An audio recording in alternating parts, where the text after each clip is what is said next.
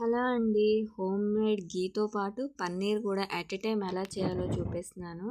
ఇక్కడ నెయ్యి చేయటానికి నేను పాల మీద మీగడని స్టోర్ చేస్తూ ఉంటాను. ఒక్కొక్కసారి పెరుగు మీద మీగడ కూడా వేస్తాను. ఇది 15 రోజులు పాల మీద మీగడండి. దీన్ని మిక్సర్ జార్‌లో వేసి కొంచెం నీళ్లు పోసుకొని ఇలా గ్రైండ్ చేస్తే ఇలా వెన్న అనేది సెపరేట్ అయిపోతుంది. అది అందరికీ తెలిసిందే. ఇలా వెన్న సెపరేట్ చేయగా మిగిలిన ఈ పాల పదార్థం ఏదైతే ఉంటదో దాంతో నేను పన్నీర్ కూడా చేస్తాననమాట. చాలా తక్కువ టైంలోనే మీకు నేను చూపిస్తున్నాను. సోది సుత్తి లేకుండా చూడండి. నచ్చితే ప్లీజ్ లైక్ చేసి ఛానల్ని సబ్స్క్రైబ్ చేసి సపోర్ట్ చేయండి.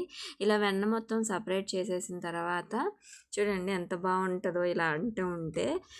ఈ పాల పదార్థం దీన్ని నేను పొయ్యి మీద పెడుతున్నాను అనమాట. అలానే ఈ వెన్నని ఒకసారి వాటర్‌తో ఇలా కడిగేసుకుంటే మనకి ఎక్కువ గోదావరిలో పదార్థం అనేది రాదనమాట. గోదావరి అనేది రాదు. కడిగేసిన తర్వాత ఇలా స్టవ్ మీద వేడి చేస్తున్నాను. అలానే వెన్న తీయగా మిగిలిన పాలను కూడా పొయ్యి మీద పెడుతున్నాను. ఇక్కడ చూడండి ఓన్లీ మనకి వాటర్ మాత్రమే బయటకు పోతుందనమాట. పాలలోంచి వెన్న, పన్నీరు మొత్తం ఒకేసారి చేసుకోవచ్చు. ఒక పక్క నెయ్యి కాగుతూ ఉంటుంది. ఒక పక్క ఇక్కడ పన్నీర్ చేస్తున్నాననమాట. చూడండి పాల పదార్థం మొత్తం ఇలా డివైడ్ అయిపోతుంది. నీళ్లు మాత్రమే స్ట్రెయిన్ అవుతాయి అనమాట.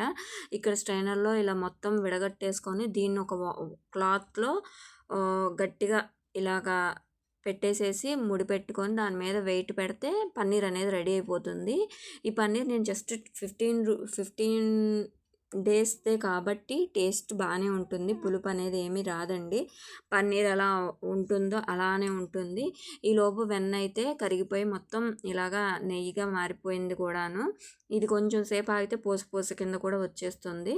ఇది ఒక 1½ అవర్, 1 అవర్ చాలు. 1 అవర్ తర్వాత నేను ఈ నీళ్ళన్నీ పోయిన తర్వాత మీకు తీసి చూపిస్తున్నాను. అచ్చు పన్నీర్ బయట కొన్నట్టులానే వచ్చిందండి. దీన్ని కట్ చేసి కూడా చూపిస్తున్నాను. చాలా బాగుంది. ఇక్కడ చూసినట్టయితే చూడండి ఎంత వెడల్పు వచ్చిందో. మనం వేస్ట్‌గా పడేసే పాలతో కూడా వెన్న తీయగా మిగిలిన పదార్థంతో కూడా మనం ఇలాగా పన్నీర్ చేసుకోవచ్చు అనమాట. మీకు ఎవరికన్నా తెలిస్తే కామెంట్ చేయండి. లేదు ఇదే ఫస్ట్ టైం అయితే ప్లీజ్ లైక్ చేసి కామెంట్ చేయండి. నచ్చితే ఛానల్ని సబ్స్క్రైబ్ చేసుకోండి. అలానే ఈ వీడియో మీకు యూస్ఫుల్లా కాదా అనేది కూడా కామెంట్ చేయండి. చూడండి పన్నీర్ ఎంత చక్కగా వచ్చిందో. మీరు నెయ్యి కనుక తీస్తే నెయ్యితో పాటు పన్నీర్ కూడా చేసుకోవచ్చు అన్నమాట. మీరు ట్రై చేయండి. ట్రై చేశాక వర్కౌట్ అయిందా లేదా అనేది కూడా కామెంట్ చేయండి.